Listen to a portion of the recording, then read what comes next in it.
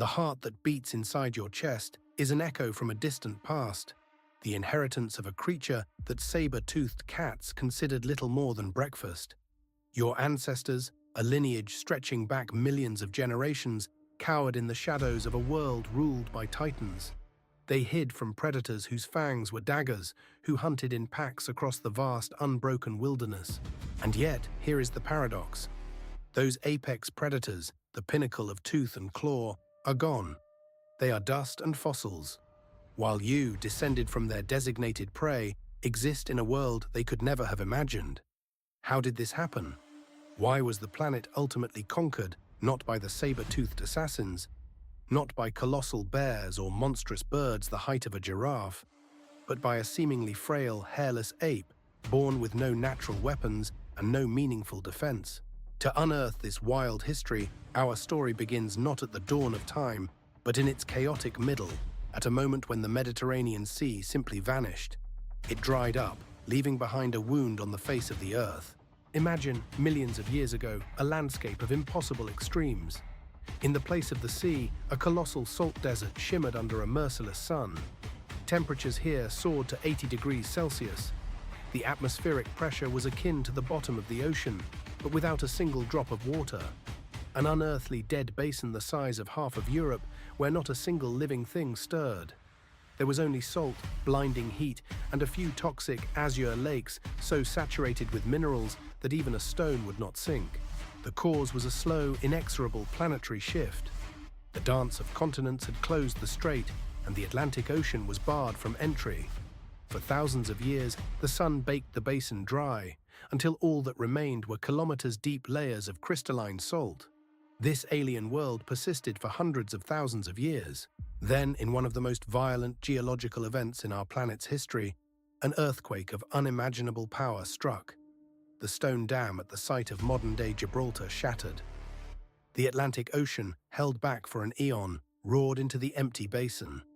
It was a waterfall with a force 40,000 times greater than Niagara, a torrent so immense its thunder would have been heard across half of Africa. In the span of just 2 years, the desert was drowned, and the Mediterranean was reborn.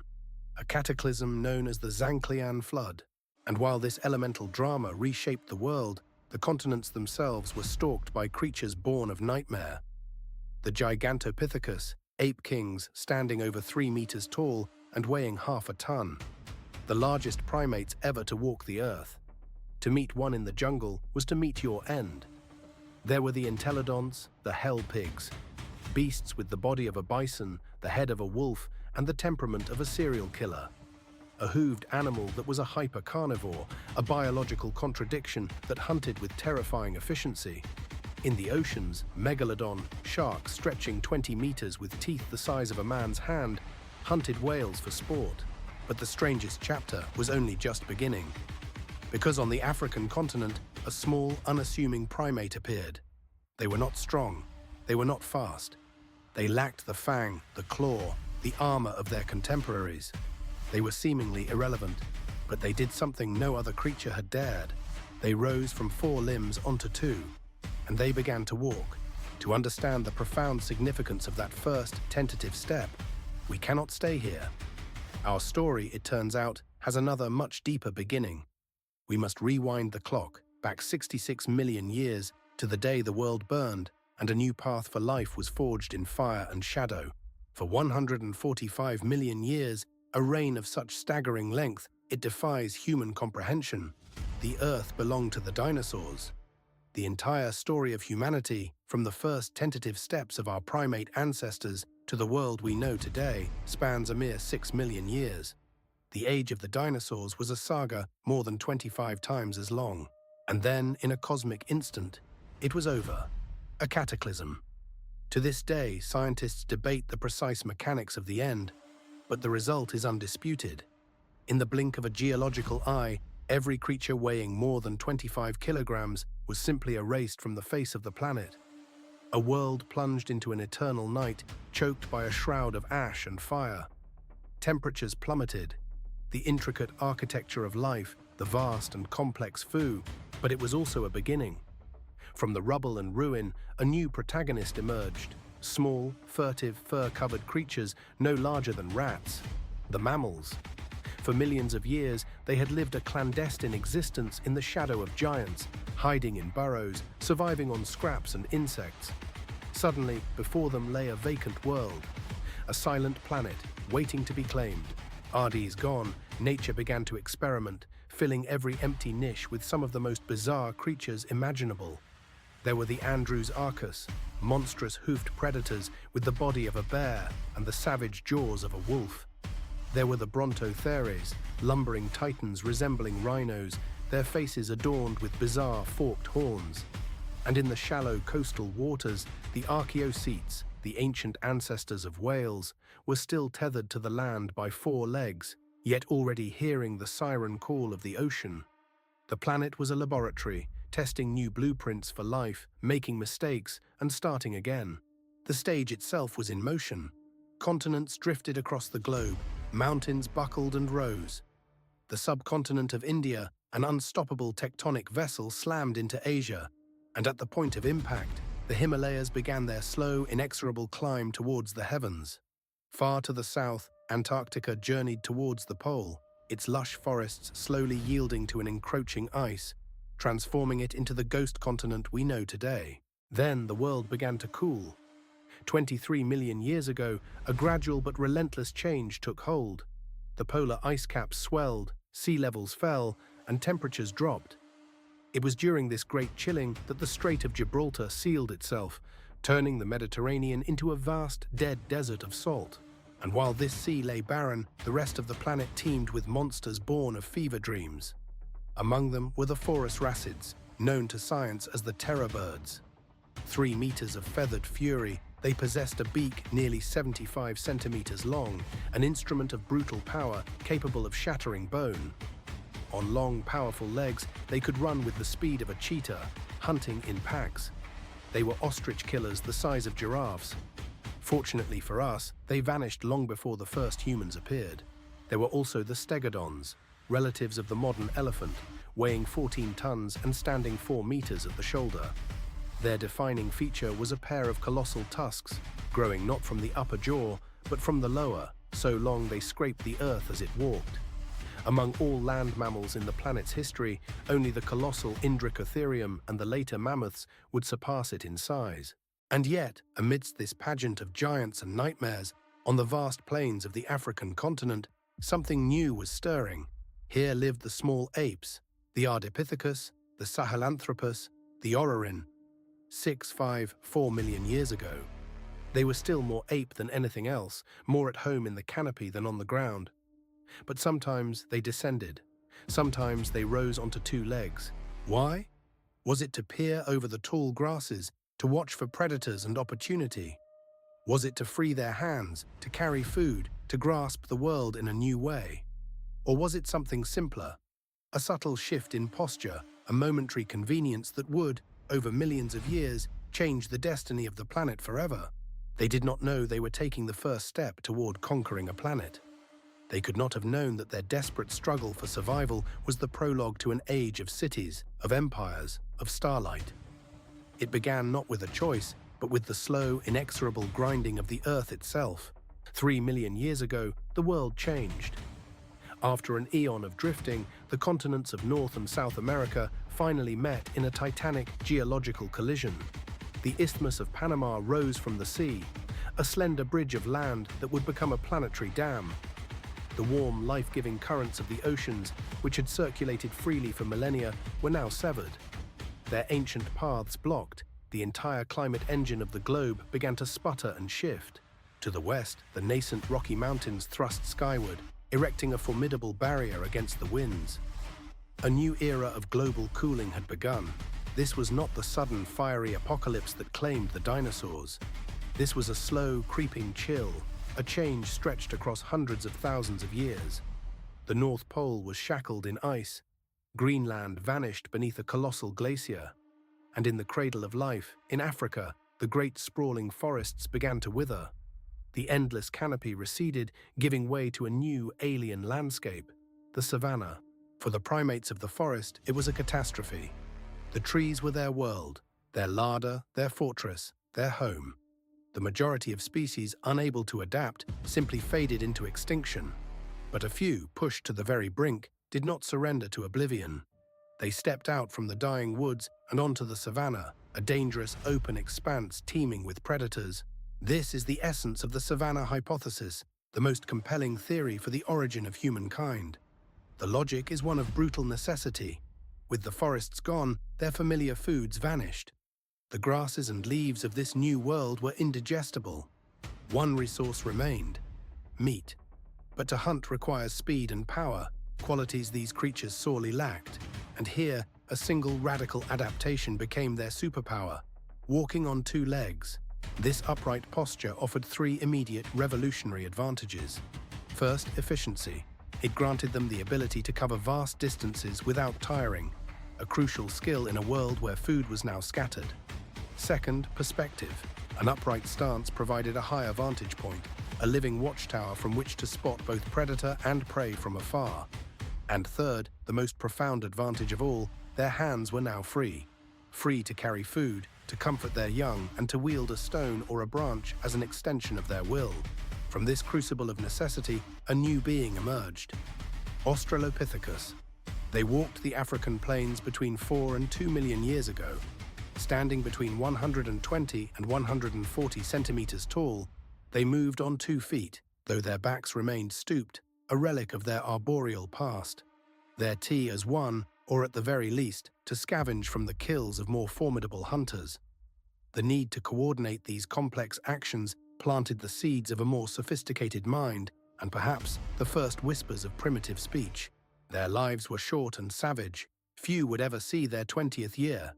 Disease, injury, and a constant gnawing threat from the shadows ensured it.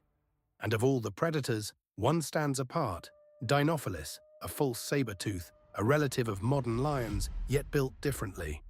Larger than a leopard, stocky and immensely powerful. 120 kilograms of pure, concentrated fury. Fossil evidence paints a chilling picture. These killers often made their dens near Australopithecus encampments, suggesting they saw our ancestors as little more than fast food on 2 legs. Alone, an Australopithecus stood no chance. Only as a unified, desperate group could they hope to drive such a monster away. But even as these early hominids fought for their existence, the planet itself was preparing for another convulsion. 2.5 million years ago, the world turned upside down. The Gauss-Matuyama magnetic reversal began. The planet's magnetic poles flipped. North became south, and south became north. In the transition, Earth's protective magnetic shield weakened to 1/4 of its strength. A torrent of cosmic radiation, no longer deflected, bathed the surface. It triggered a mass extinction, wiping out numerous species. The entire event lasted a mere 15,000 years, a blink in geological time, but more than enough to rewrite the rules of life once more. Our lineage was forged not by design, but by a series of planetary accidents: a closing sea, a cooling climate, a faltering magnetic field. We are the children of catastrophe, the improbable survivors of a world that was never made for us, but which we, through sheer desperate will, would one day learn to call our own. A great inversion was underway, marking the dawn of a new geological epoch. An age defined not by ice or by continental drift, but by a single ascendant species. The Anthropocene, the age of man. The world's climate had become a fickle, violent thing. The planet was caught in a relentless cycle of freeze and thaw, a planetary fever that saw glaciers breathe, advancing and then retreating in vast continental size. This profound instability was a crucible, forcing all living things into a desperate race to adapt or perish. In this crucible, the engine of evolution was stoked, its pace accelerating to a terrifying velocity. From this turmoil, the Australopithecines, our distant ancestors, arrived at a fateful fork in the road. One path led to the Paranthropus, a robust, powerful lineage that ultimately proved to be an evolutionary dead end. They vanished, leaving only fossilized echoes of what might have been. The other path led to the genus Homo. It led to us. But our evolutionary journey is not the triumphant linear march so often depicted. It is a labyrinth, a tangled thicket of dead ends and divergent pathways, more complex than we could ever have imagined. To date, scientists have unearthed the remains of at least 24 distinct species that can be called human, or a direct ancestor of humanity. And these are merely the ghosts we have found. How many other branches of our family tree withered and vanished without a trace, we will never know. Evolution's chisel works slowly. The complete separation of one species into two can take 2 to 3 million years. Yet the entire history of the genus Homo spans a mere 2.5 million years. This simple arithmetic reveals a staggering truth. For most of our history, we were not alone. Multiple human species walked the Earth simultaneously.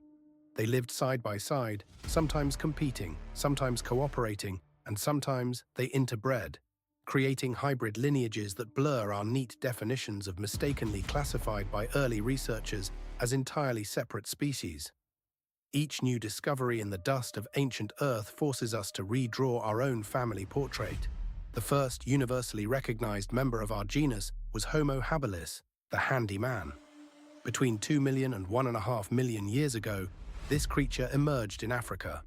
Standing barely 120 centimeters tall, with a weight of around 50 kilograms, its brain was expanding. It was this mind that conceived of the first stone tools, implements to butcher carcasses and crack open bones. And on its feet, the great toe now lay aligned with the others, a final, definitive anatomical commitment to walking the world on 2 feet. From them, or a contemporary, arose Homo ergaster, the working man, or perhaps Homo erectus, the upright man. Paleoanthropologists still debate whether they were a single variable species or 2 distinct cousins. But their legacy is undisputed. Beginning 1.5 million years ago, they became the first great pioneers. They walked out of the African cradle, spilling into Asia and Europe in a migration that spanned millennia. They settled across the Old World, giving rise to a multitude of new human branches, one of which, through the mists of time, would eventually lead to Homo sapiens. To us, for eons, we lived as they did, in small nomadic tribes, hunting and gathering. Then, 70,000 years ago, the Great Expansion began anew. The first small bands of modern humans ventured out of Africa. 50,000 years ago, their descendants reached Australia, navigating a chain of islands in a feat of prehistoric seafaring. 24,000 years ago, they crossed the Bering Land Bridge, a frozen highway into the Americas. And 50,000 years ago, the mammoths, the giant sloths, the saber-toothed cats all vanished. A tragic coincidence repeated across continents, or the first chilling signature of our species' unparalleled power to remake the world. Then, 12,000 years ago, the planet exhaled. The great ice sheets made their final retreat, and the climate warmed and stabilized. In the Fertile Crescent, the river valleys of the Tigris, Euphrates, and Nile blossomed, allowing for a radical shift in human existence. The Neolithic Revolution. The endless wandering gave way to the rootedness of agriculture. It was a complete paradigm shift, the end of the Pleistocene epoch and the beginning of the Holocene. It was the dawn of civilization, of technology, of war, of catastrophe, and of victory. Here lies the ultimate paradox. We are not the strongest creatures. We are not the fastest nor the largest. We possess no formidable claws, no fangs, no natural armor, no venom in our veins. But we were armed with something far more potent. The ability to transmit complex knowledge across generations.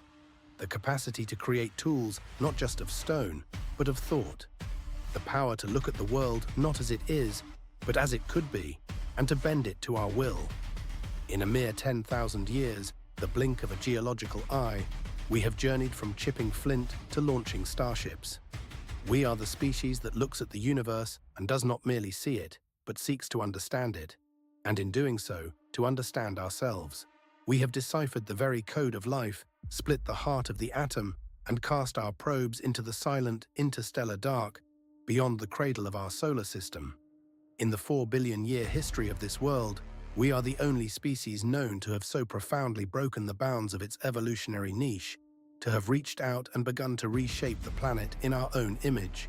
The implications of this ascent are a story yet to be written, a future we are authoring with every passing moment. But perhaps the most staggering truth is not what lies ahead, but what flows within us.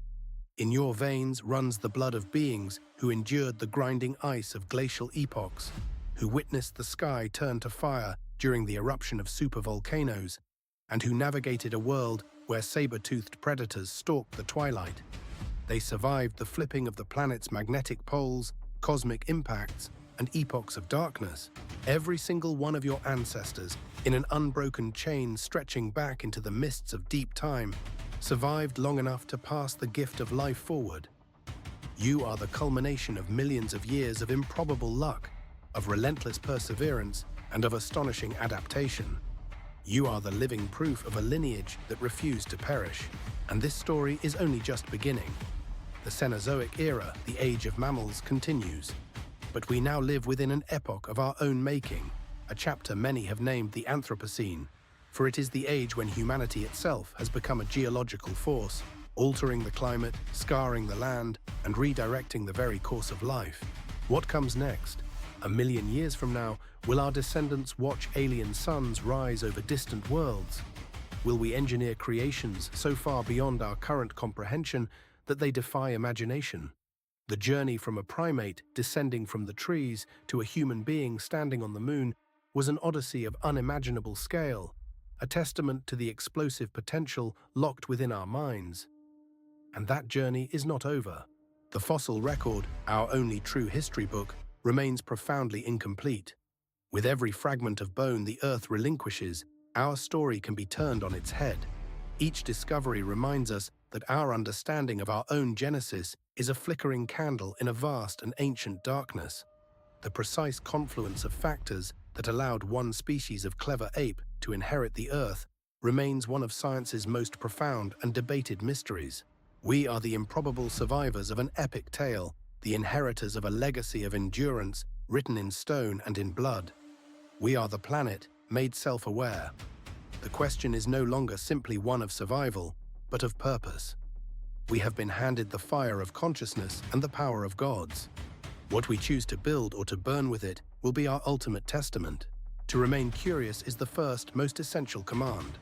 To ask the unasked question, to challenge the quiet comfort of certainty. For science is not a static collection of answers, bound in leather and gathering dust. It is the most thrilling of all narratives, the living, breathing chronicle of our relentless quest to understand how the world is built. This pursuit is more than a simple intellectual exercise. It is an echo of the great unfolding force that shaped us, the enduring power of evolution, compelling life not just to survive, but to comprehend.